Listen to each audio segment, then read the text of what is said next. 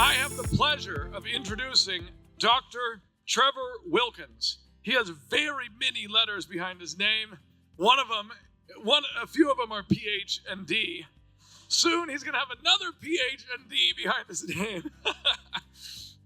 So, Dr. Wilkins specializes in the treatment of post-traumatic stress disorder, trauma-related issues, and individuals navigating high-stress careers, with a unique focus on public safety and military personnel grappling with stress and trauma-related disorders, as well as adults affected by childhood trauma.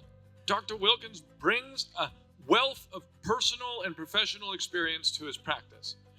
His extensive background includes 15 years of service in uniformed law enforcement, followed by 3 years as a police dispatcher, firefighter, and emergency medical technician.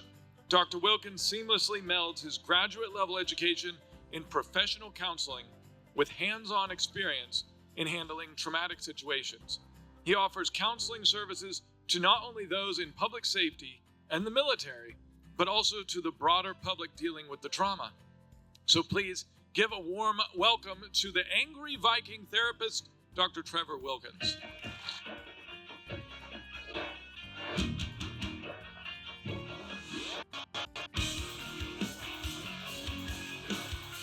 See you again.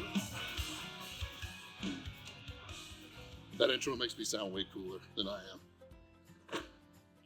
AI wrote it, actually. I love the walk-up music. I typically use Pantera, which is a little more my style, but I don't want them to get copywritten. And we all know that TJ needs no help getting his stuff taken off of YouTube. So it's kind of cool, though, to have that.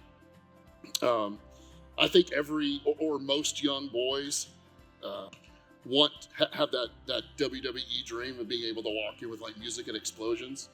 So next year I'm expecting like explosions and lasers going off. So I don't know, we'll see. So I appreciate you all being here. This is a topic that remains very important to me. Trauma is what we're talking about today, and not just what it does, why it does it, why you may or may not have it. Not everybody does. Whether it rises to the level of things like PTSD or whether it's just events people are dealing with that's still affecting their life in some way. Maybe they don't even know it. But so it's super important because obviously, for whatever reason, you're here for an important thing, right? The whole point of this, it's cool we get some information. It's cool that we can do tug of war. But the whole point of this is, of course, raising money for people that we know are victims of very terrible things. And I have the honor, although this sounds strange when I say it, the honor of getting to work with a lot of those people, whether it's at the time that it happens and their kids, whether they're adults with childhood trauma later in life, because obviously it's going to affect them. And you know that it's important enough that we need the funds in order to do that. Whether you're here for religious reasons, whether you're here to hear some of the speakers, there's been a great lineup so far. It's been great to listen to. I've learned a lot already. You know, at least it starts with the interest that we want to further Caleb House, because it's such an important thing. So that's why I talk about trauma when I come to these. It may not be specific to the trauma that they're dealing with. I want to talk about it more in maybe your own life and what I see and why it's so important to me. So thank you for supporting Caleb House. TJ is one of my best friends in the world. We found each other a very strange way through another business consulting kind of business, and it's been so fun to watch his influence and what he does for people grow. And I know he's done stuff for you guys too. So thank you for supporting all that. So I want to talk about the impact of trauma on the brain. But first I want to tell you how I got here. What are those, why do I have those letters behind my name? And Luke's right, I've actually gone back to school for a second doctorate, this time in a more trauma focused kind of way. I think that learning, if you're going to learn something this specific, it needs to be at the highest level. So some days I regret going back because there's a lot to do, and some days I know that it's teaching me to be better. So I'm very invested. But why? Why I'm invested? He kind of gave you a little bit of a clue into what my history is like. Starting at the age of 16, I started volunteering for our local EMS system. You could be a first responder back then. Back when I started in public safety, what I like to call the 1900s. Is when I started. And so at 16, I started doing that. 18, I became an EMT and a dispatcher. 21, I got into law enforcement, did that for 15 years, most of it with the Kentucky State Police. So I had a very wide range of seeing things, dealing with things, and never really felt like the letters PTSD were something I had to worry about. Well, if you'll notice, I said 15 years and not 20 plus years. At 15 years, my career really fell apart. I was losing everything. I'd lost my career. I'd lost my family at that point. I watched my own cruiser drive out of the driveway of this job that I loved doing and wanted to keep growing. And I went to a couple of therapists because I knew something was going on up here. I wasn't being myself. I was losing everything. And much like most of the people in this room, we're all pretty type A folks that are attracted to this crowd or attracted to the rhetoric that's said at these places. And I thought everybody else was the problem. Clearly, I wasn't. I was just angry all the time. I would say anger is my superpower. I still have to work on it every day. But I did go to a couple of therapists, and to be quite honest, they were terrible. I think one of them actually made me worse. Told me that my trauma and my anger were so bad they didn't know what to do with me and they didn't know where to send me. So now I'm so broken that the pros don't even know how to fix me, and I think that's unacceptable. So I'd like to tell you that this journey to becoming this doctor of psychotherapy, and I own a private practice. I've got an online consulting business. I work with some nonprofits. I work with a lot of public safety agencies. I get to do these kind of talks across the nation, which is pretty cool. I'd like to tell you that I did it for a really noble reason, but I didn't. I went back to school to figure out what the heck was wrong with me, because clearly I was becoming part of the problem. And it turned into a really cool job. All these years later, never wanting to go to school again. Turns out I've gone through a lot of school and a lot of trainings. I specialize in a couple of modalities. One of them I'll hit on here in just a minute, not necessarily in a really technical way. I know that's not why everybody's here, but one of them's called rational motor behavior therapy. I've been very fortunate to train at the Albert Ellis Institute in New York City for that, eventually doing an associate fellowship with them. And then EMDR, which has become a much more popular trauma-based therapy, eye movement desensitization reprocessing. I had the great honor of training under a doctor named Dr. E.C. Hurley, which I, to this day, think was probably one of the best trauma therapists there ever was, especially when it came to military. He was a Vietnam veteran and then went back into the Army after being enlisted in Vietnam and eventually would become a colonel and then became a therapist. So these are the people I like to work with, right? These are the people that think like us. They're not going to pat you on the back and tell you that, that the rest of the world is wrong. They're willing to tell you what you need to change. So that's what makes me do this, because now I see this every day in the people that I talk to. And I want people to know that trauma is more than just a memory. I'm always paranoid wearing one of these that you can hear me swallow the water. No, not too bad. Okay, so trauma is more than just a memory, and I want people to see that. Trauma isn't just what happens to you, it's the response that happens to your brain. It's the changes in that, the changes in your emotions. In fact, it changes your entire life. But let's be clear about what trauma does. You're not your trauma. You're not. The trauma itself is usually what's given to the traumatic event at the time that it happens. Whether you think you've had a 1 out of 10 or a 10 out of 10 of those, everybody's is a little bit different. But you're not your trauma.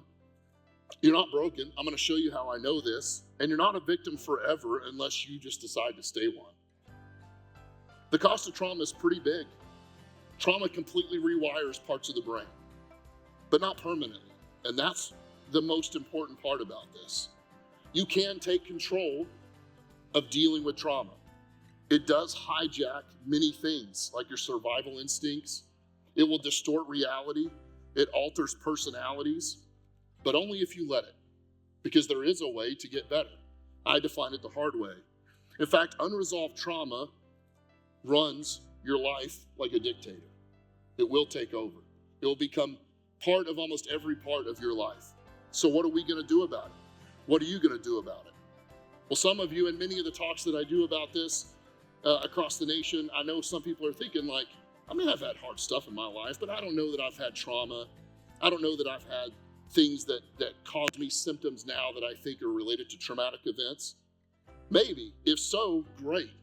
But I'll tell you it's more prevalent than you think. Because here's how trauma actually presents in my office.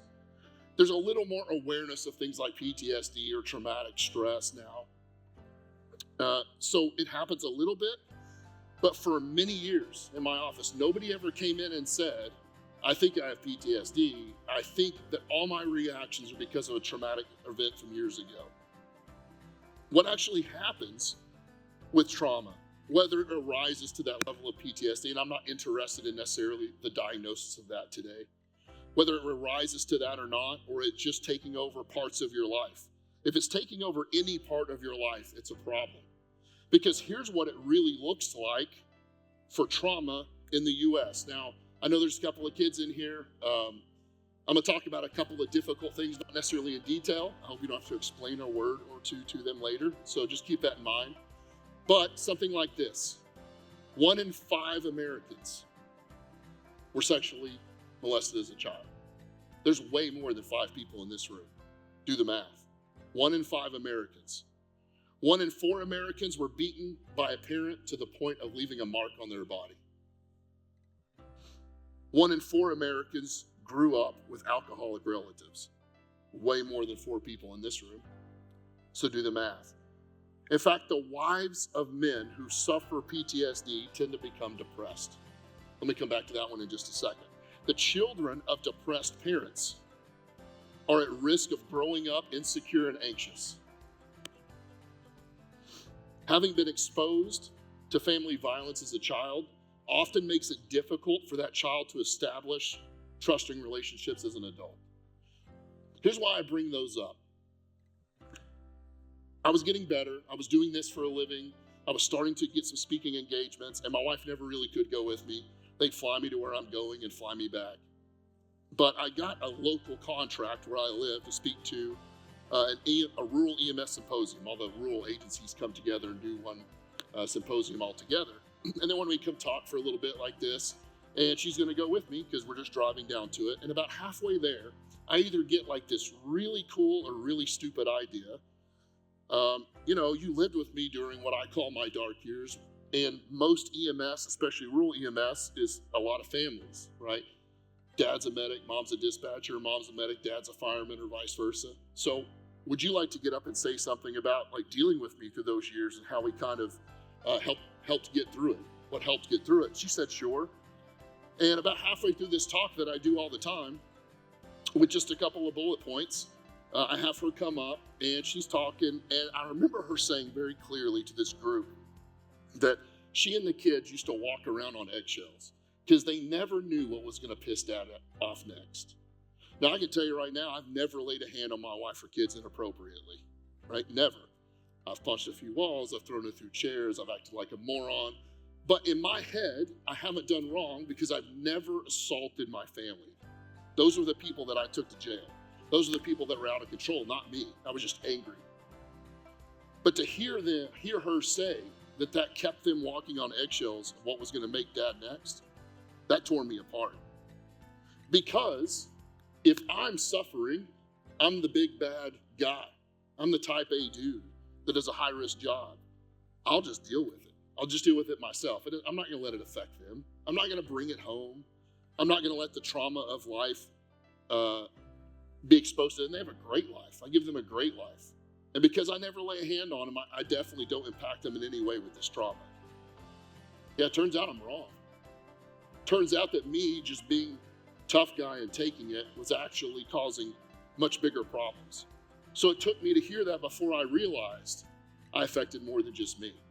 Because, we're tough, right? If I break my leg, I will put a tourniquet on it if it needs it. I will splint it, and I'll walk myself to the hospital because I'm a man. But I'm screwing them up, right? I'm causing chaos later in their lives.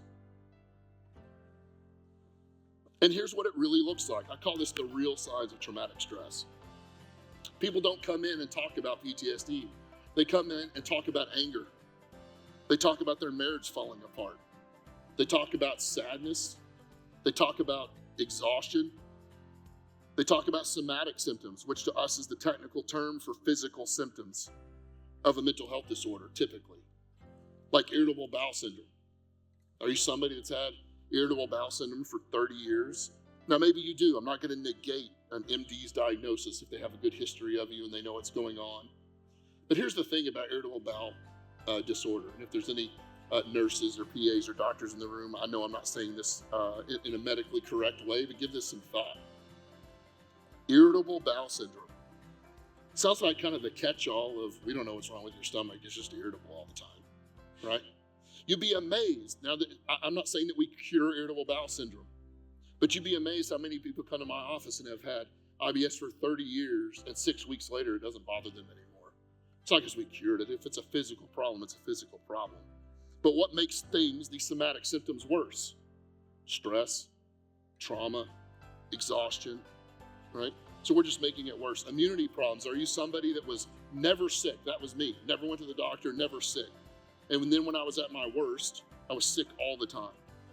Just catching colds constantly dealing with immunity issues.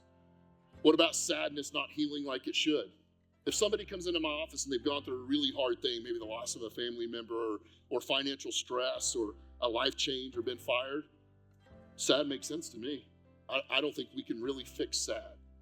But what if 6 months later they still feel the same way? That's sadness not healing like it should. We should be able to get back to the things that normalize our life, that we're sad about that event or that loss or the thing that happened, but we don't have to be stuck in that.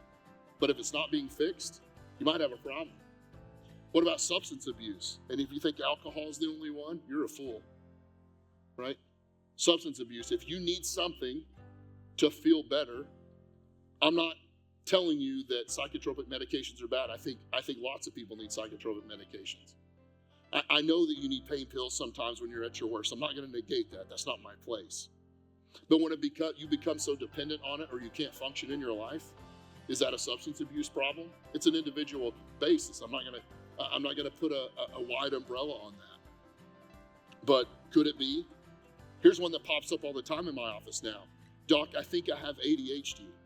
Now I'll tell you, and I won't go down the rabbit hole, that we've brought a lot more prominence and idea to ADHD, so maybe people are looking into it a little more. I don't know if you have it or not. We'd have to do some testing.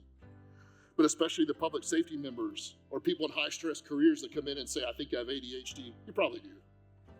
I don't know that you clinically have it. We have to do some testing, but think about this. If you've ever worked in those high stress careers, how many times have you driven 110 miles an hour, stealing with your knee, shoving a sandwich with your left hand and talking on the radio with your right hand? I hope you have the ability to divide your attention, because that's not going to work, right? There's not multitasking. You can't do multiple things 100%, right? But those high-risk jobs, the things that have kept you out of danger, the things that have made you aware of the things going around you, maybe it is hyperattention.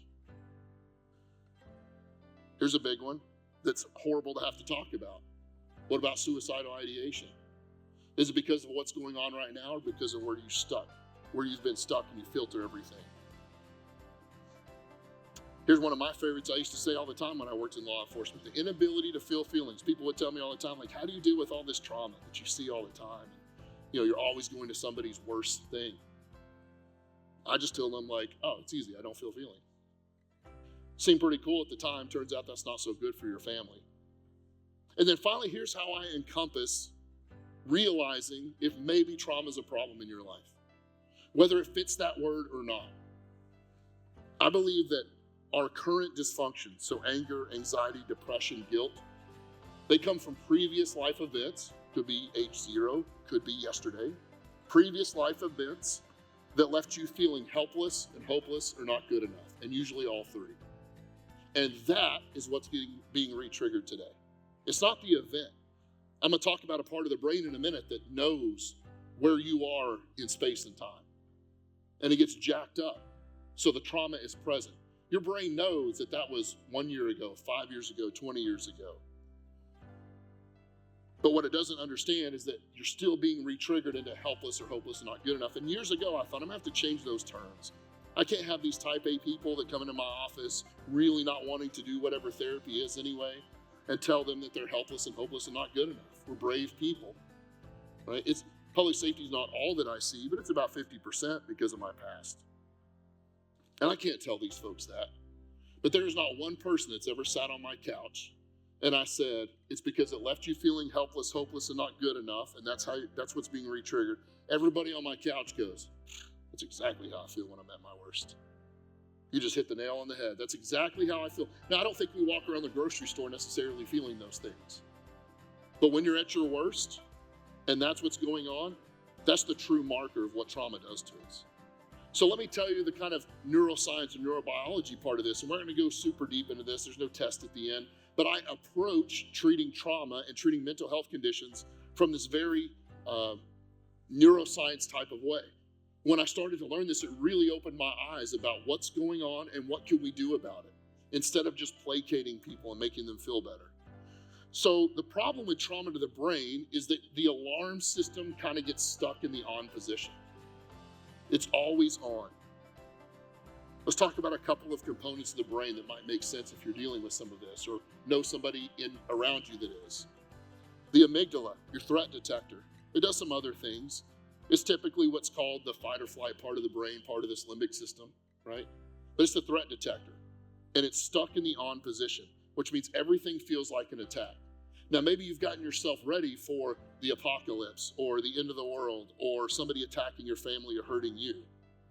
But you're still stuck thinking everything that happens to you, including the guy that cut you off, the person that bumped your cart in the grocery store, is an attack on you. You're stuck in the attack position.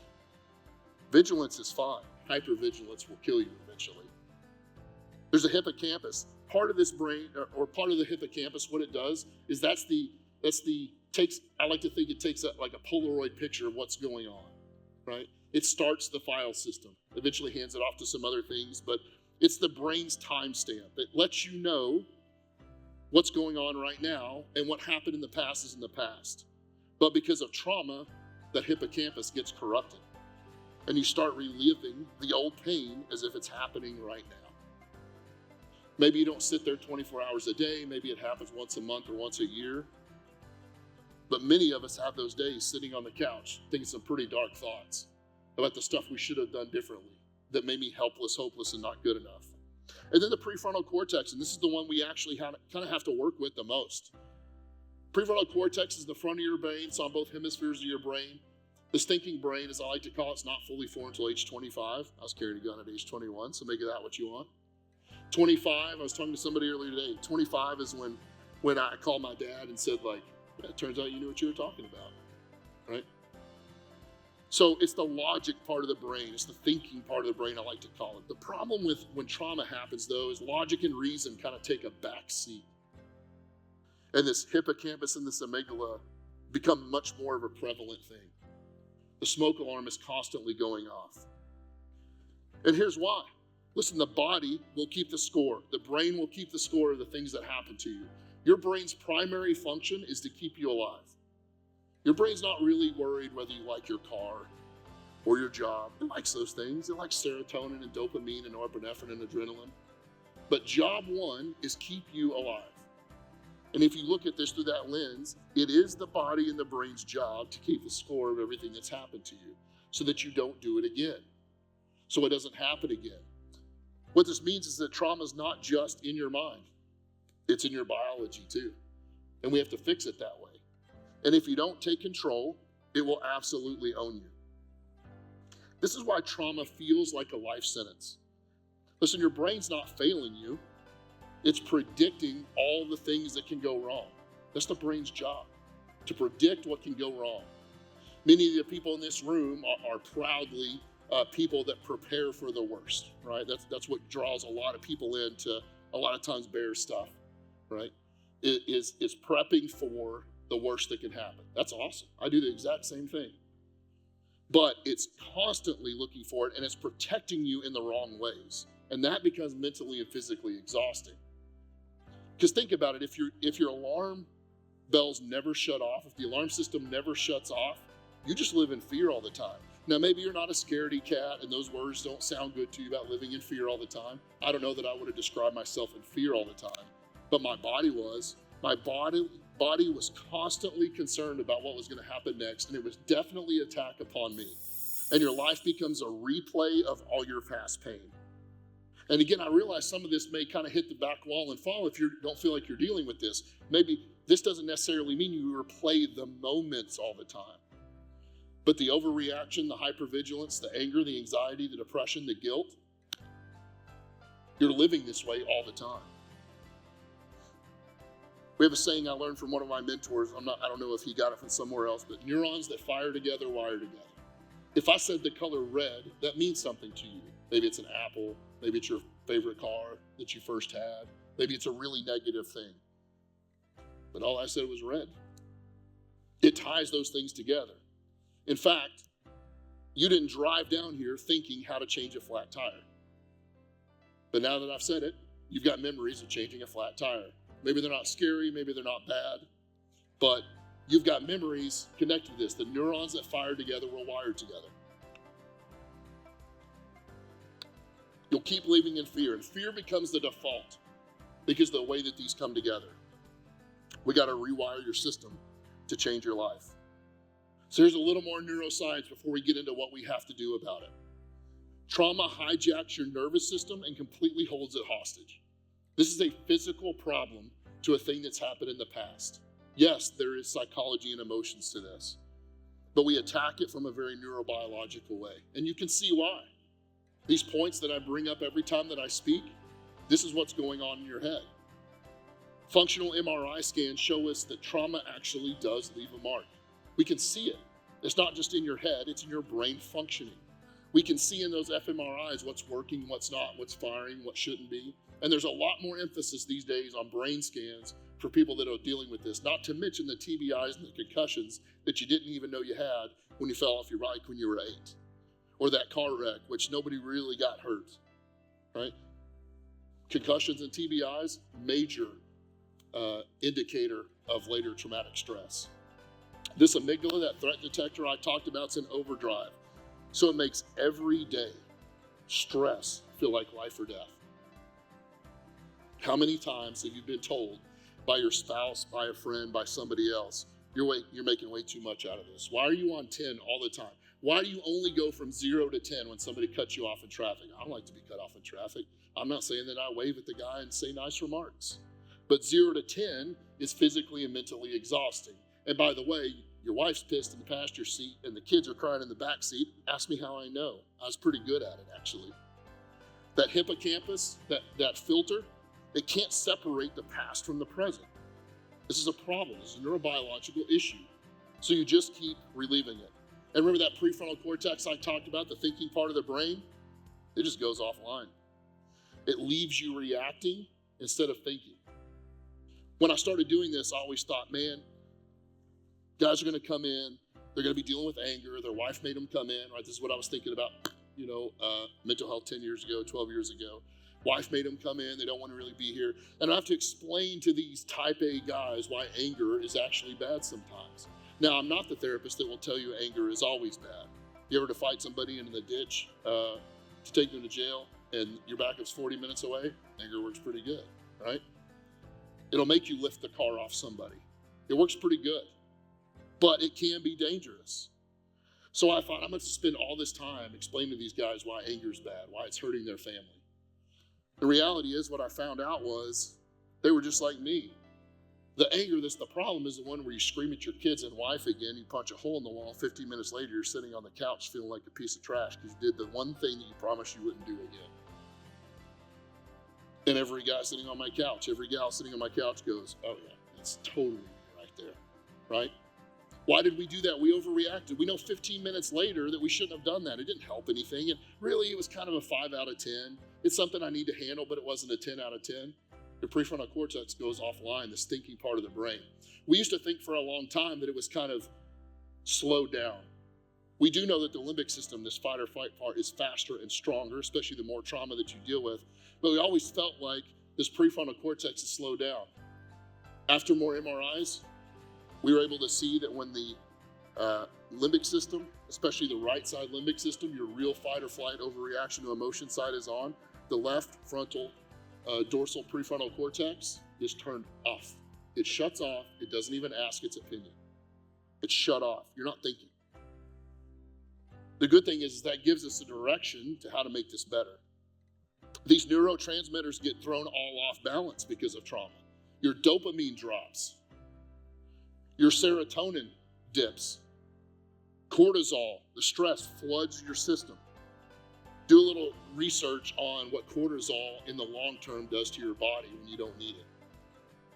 Always sick, always hurting, always in pain, always stressed, can't sleep. Any of this sound familiar?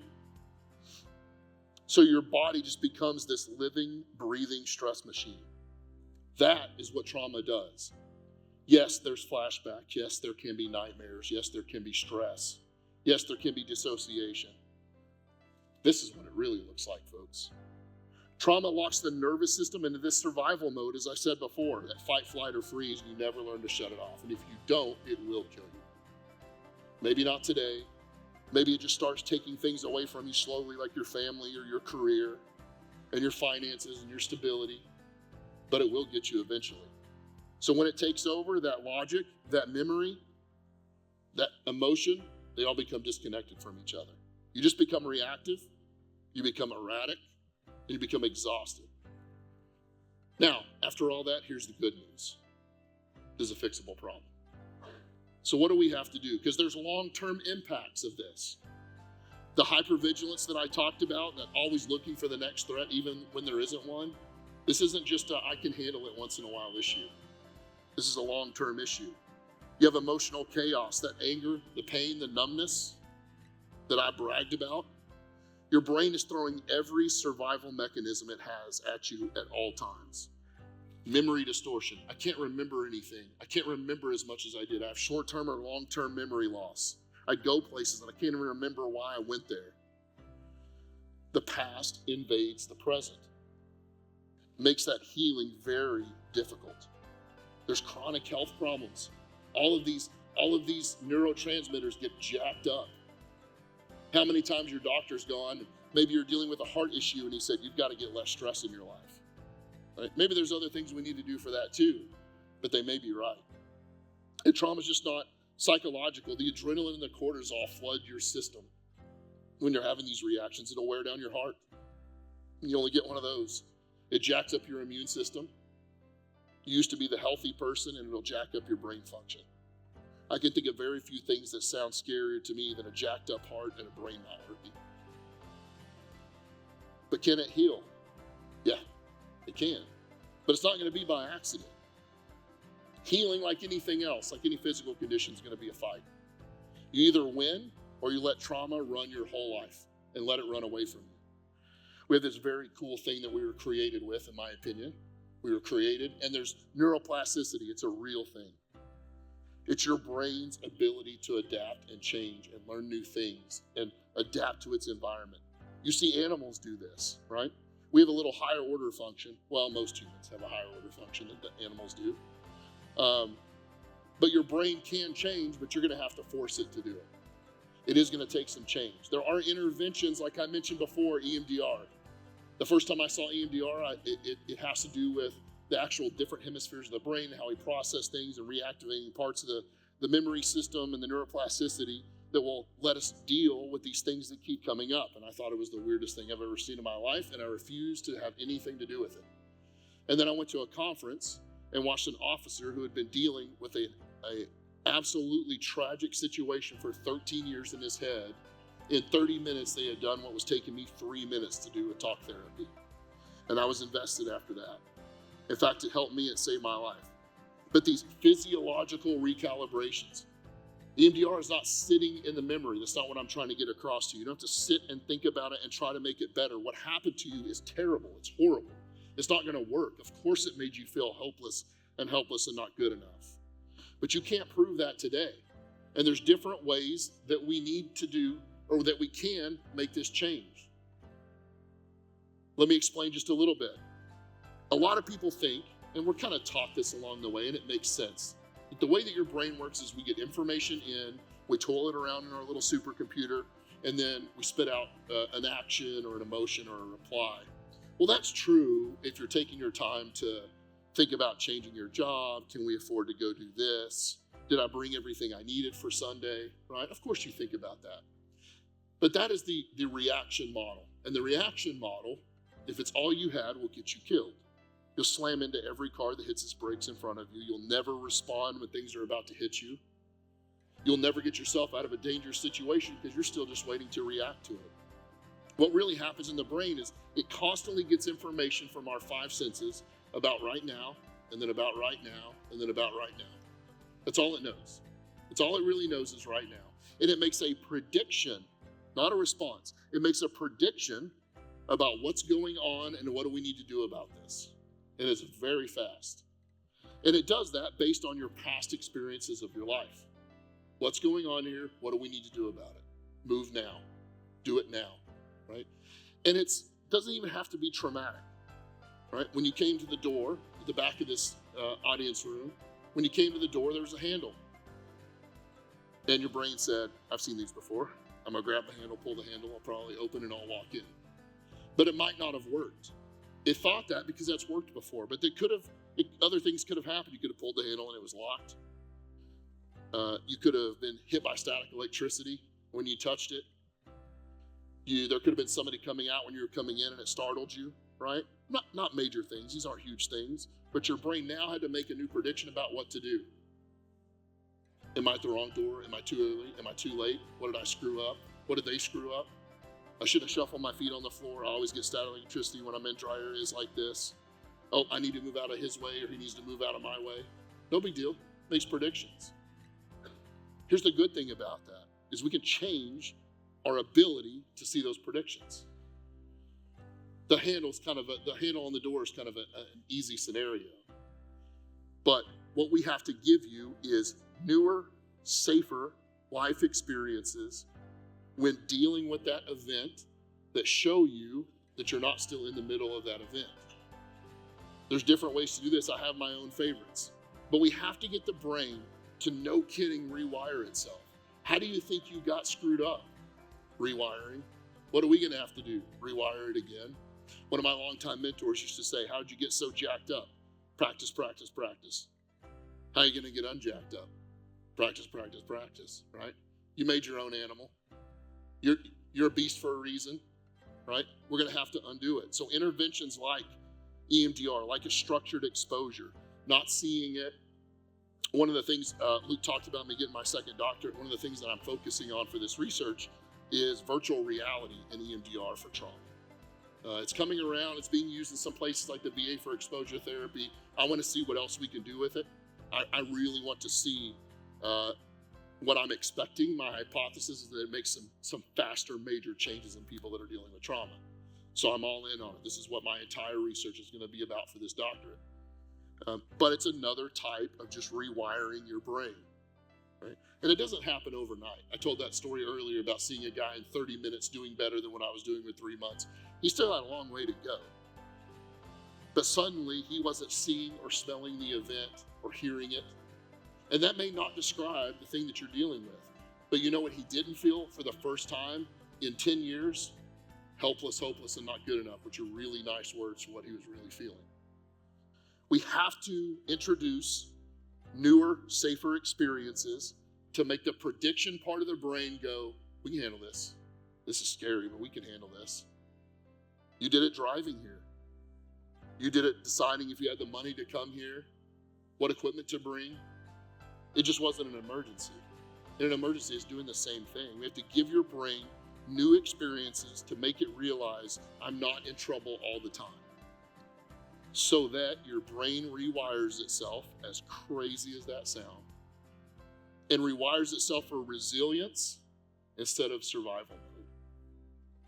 There are some things in your life you can probably talk yourself into resilience. Hey, you know what? We turned out okay. If your kid comes home and says something terrible happened, they didn't make the team, or somebody said something to them, you honestly tell them with evidence, hey, that's terrible and my heart breaks for you, but we're gonna be okay here, right? Because what does the teenager that didn't make the basketball team say? I'm terrible, I'm worthless, I'm no good, nobody ever talked to me, it's horrible, right? Just like we did. Basketball's a bad example, I'm 5'7", but so it wasn't me crying about that. But we tell them with evidence, I don't think this means you're a piece of trash. I think this sucks, right? But for the traumatic event that gets stuck, you can't seem to talk yourself into that because you've tried it for a long time. The brain is a response model, it's a prediction model, not a response model. We have to get that resiliency back. The neuroplasticity, changing the way that you think, changing the way that you see these experiences, changing the way that your brain constantly goes into survival mode and shows you anger, anxiety, depression, guilt. It's the key to rewiring the brain after trauma. We have to give the brain new data, new information than the crappy, broken, victim, terrible data that you have right now. Otherwise, your brain will always default to fear every single time. And maybe you're tough and you can handle it, but I promise you it's tearing things apart.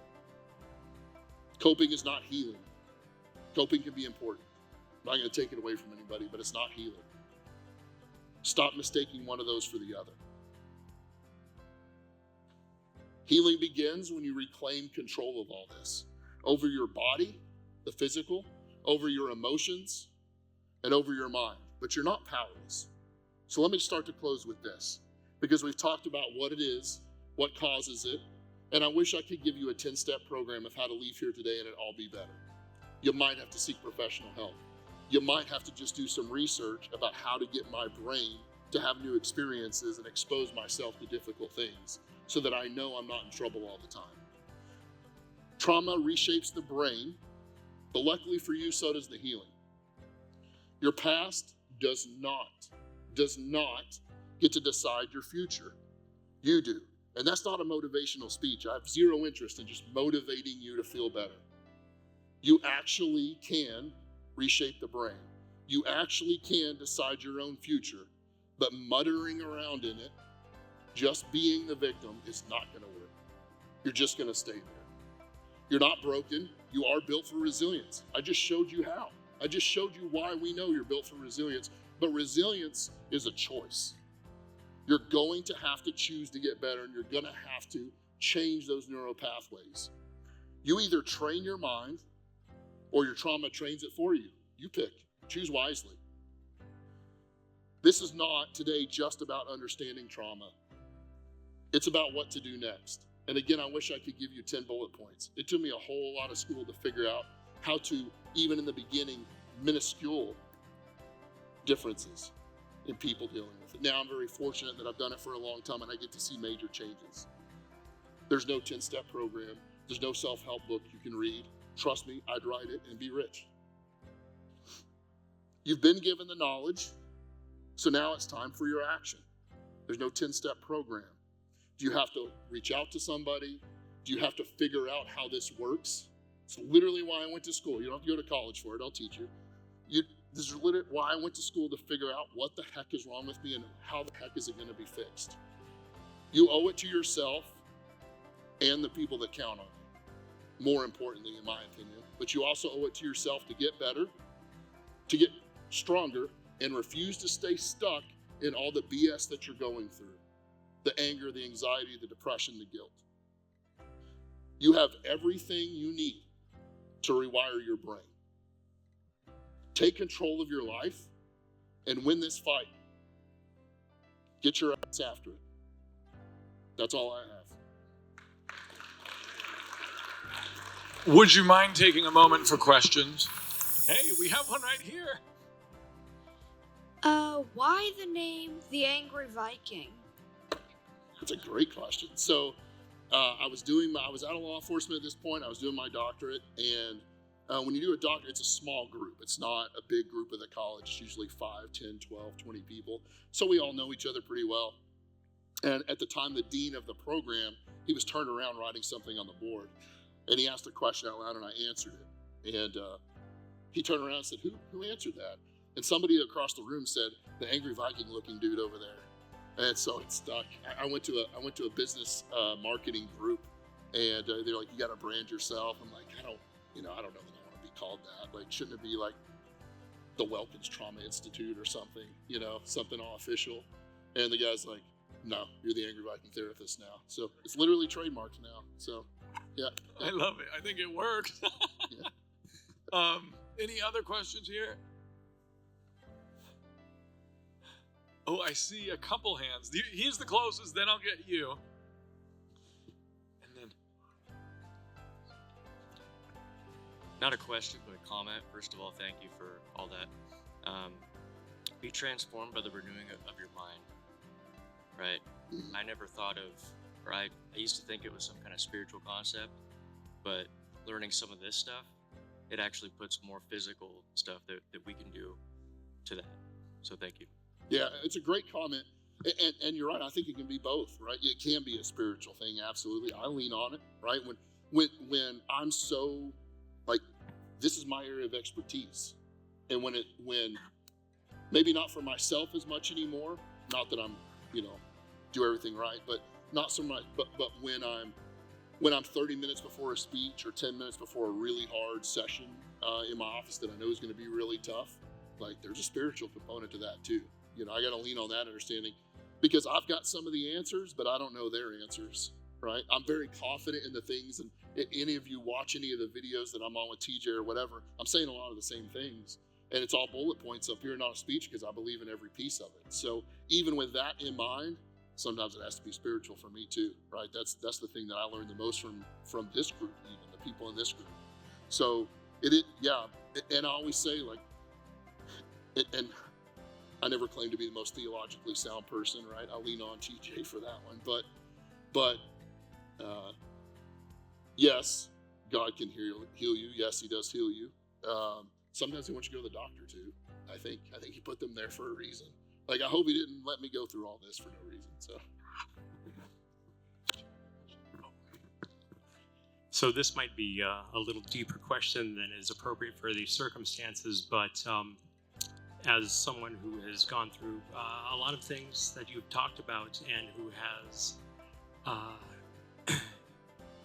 seen therapy, REBT and EMDR, they sound ridiculous, but they really are effective. That said, is there any considerations someone who's also autistic might expect in that journey? Yeah, it's a great question. And here, I'm not an autism expert, I gotta say. Like, I understand it in the general terms in which I'm trained in it. But here's what I love about EMDR so much, is that as the clinician, I don't need the details, right? You don't have to tell me the details. If you want to tell me details, I'll help you, right? I'll listen, right? But the whole point of that processing is, in short, we're reactivating the memory and providing bilateral stimulation that helps calm the brain. That's dual processing, right? All fancy words to get that event. And what happens typically in differing words and differing ways, what happens in those events in EMDR therapy is people come out on the end of it like, I can still see it, but it just doesn't punch me in the face anymore, right? Some people will tell you it's in black and white back here. I can still see it, right? But a very good friend of mine, years after a big traumatic incident came in, and he's perfectly fine with me telling this story, even if I don't identify him. He was the first to get to a plane crash that killed 49 out of 50 people. We were both working that day. Very traumatic thing back when I was still in public safety. And again, he gives me the permission to say that. He said what EMDR did is it almost put this will age him, right? He says it put a Snapchat filter on it, which I thought that was a really good explanation when I was saying things very clinically. Yeah, so the autism piece, here's where I think it fits is, yes, there's thought to EMDR. Yes, there's the ability to kind of process things. But what we're really doing, and why I think it's the better modality of all of them, even if I'm a little biased, admittedly, because I've seen it work and it helped me, is that I don't believe that the dual attention that it causes and the slowing the physical reactions, right? I don't know that those would be massively negatively affected by autism. Now, maybe at an extreme level of symptoms, right? But those things we're causing are not, I'll use air quotes even though I hate it, they're not thinking yourself through the trauma, right? It's calming the systems that your brain can go, you know what, that was horrible, but we're all right? And so I've very successfully treated many people dealing with autism. Again, if it's to a nonverbal, can't take care of themselves point, like maybe that's a little different. I'm not going to pretend that that's the fix for all things, but I would expect great things through things like EMDR. In fact, it's the other way that might be more difficult, the things like the rational emotive behavior therapy, the REBT, the CBT, where it's very important, but we're trying to change you cognitively to think differently to change your behaviors, right? That might actually be more difficult than EMDR, I would say. I think we have time for just one more. If there is one more, and there's one in the back. Okay, there's one over there. Well, we'll see how quick this one goes. Maybe we can get to both, but no more.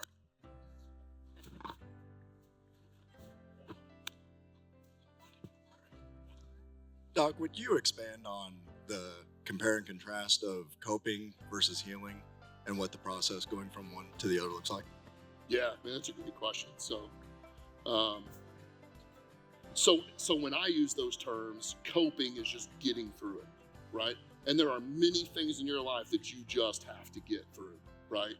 I mean, just saying that, coping and getting through stuff, like I got flooded with things in my life and things that I've seen other people go through because of what I do in my office and online,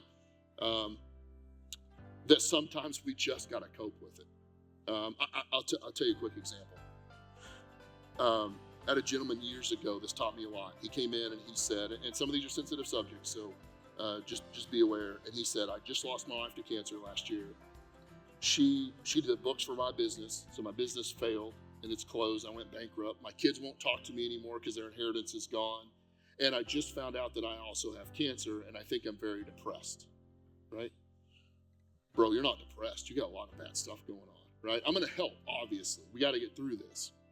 At that moment, we're probably not healing trauma or healing an emotional reaction, right? Right now, that guy's got to cope with all this stuff going on. And I absolutely have ways to help with that. And so does the brain, so does the body, so do people that aren't therapists can help you with that.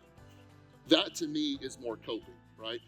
When it gets dangerous, even though has to happen, right? Especially talking about a lifetime of trauma or high-risk careers.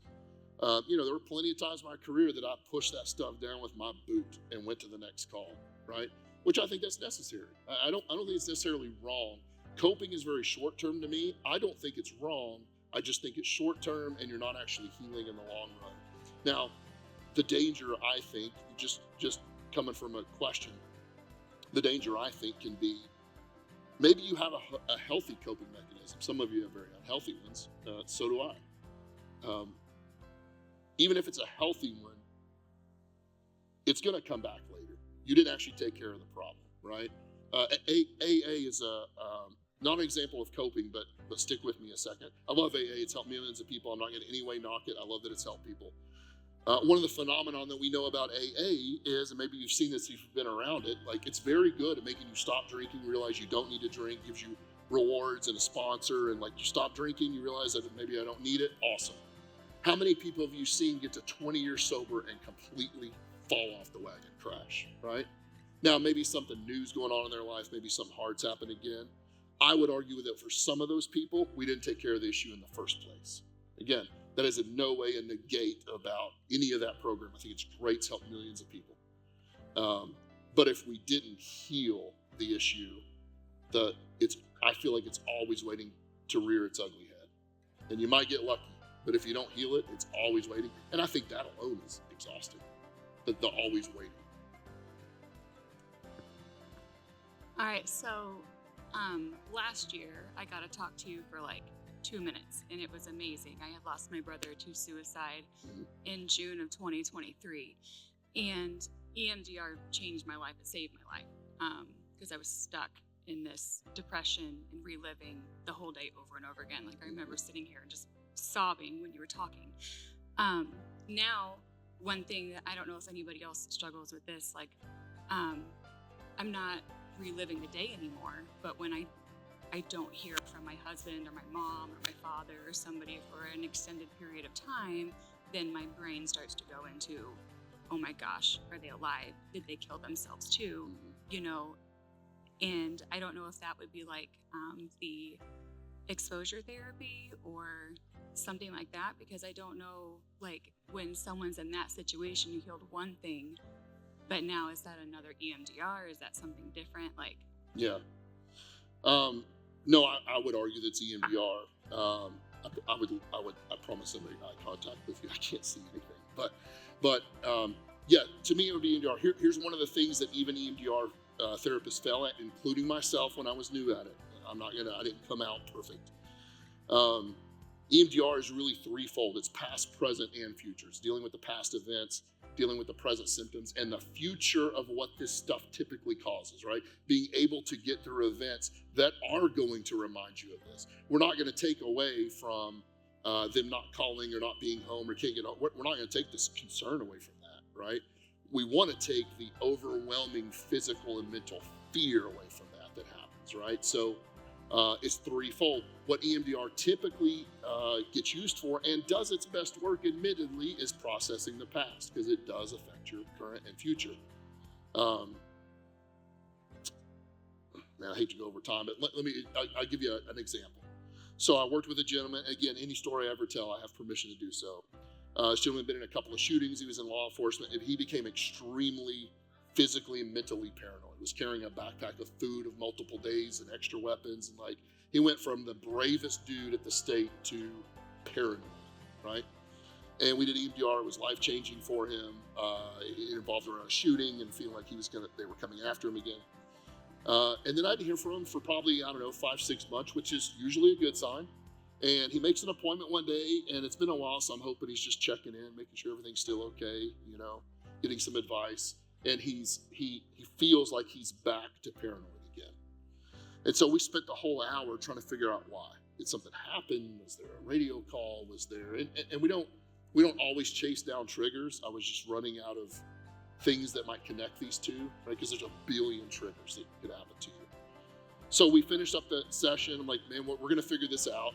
Stick with me. We're going to figure this out. Let's get you back in here next week.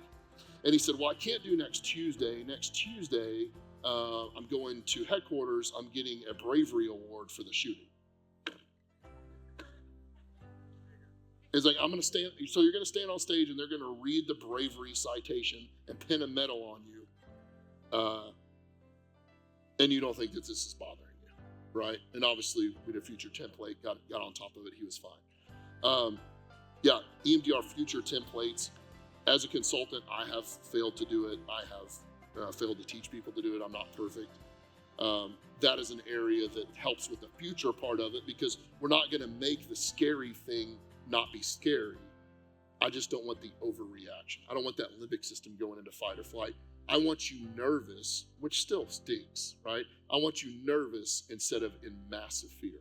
And that's where I think it does its work on future stuff. I think that's all the time we have for questions. Thank you, sir.